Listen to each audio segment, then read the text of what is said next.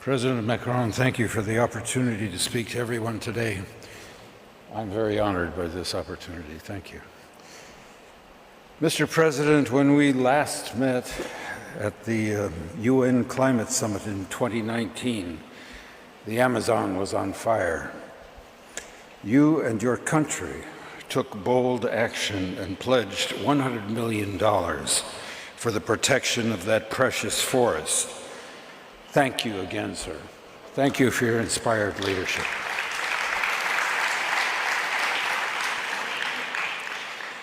Well, here we all are again. I'm glad to be here.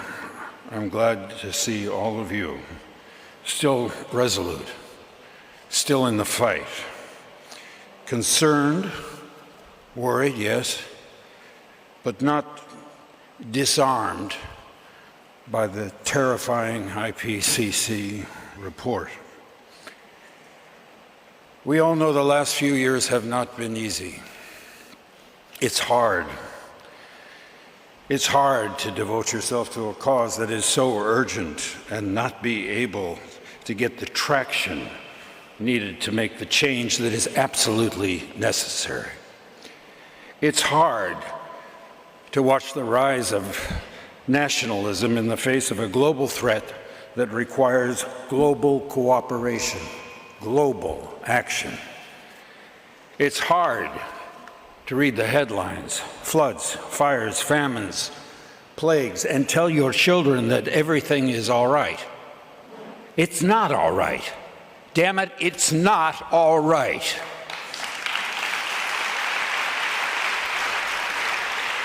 It's all right to feel frustration, anxiety, grief, but don't run away from it.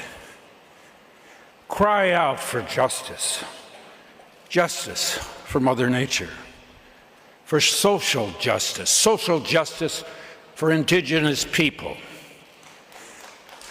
for marginalized communities, for all the inhabitants of the planet.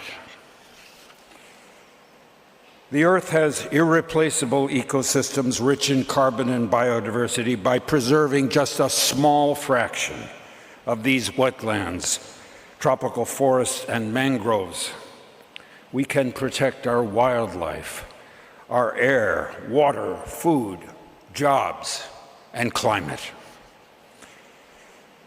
And remember, please remember, reinforcements are on the way.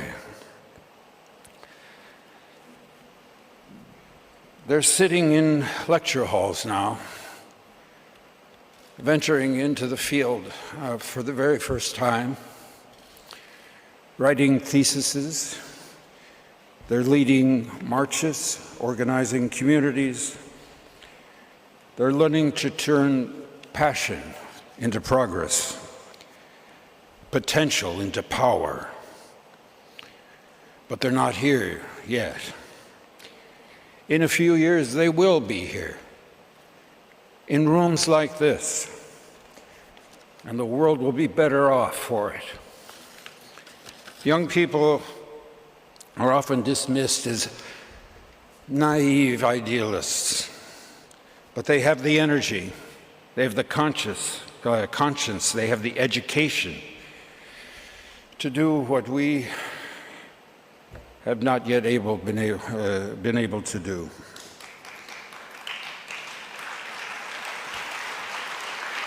We are ambitious for perfect solutions, perfect policies. Nobody's got that luxury anymore. We've got to get to work. We've got to make things happen. We've got to make it happen now. There's a poem, a line in a poem by Wendell Berry that encourages me. It says, "Come into the peace of wild things, who do not tax their lives with forethought of grief." Come on, everybody. Let's get to work.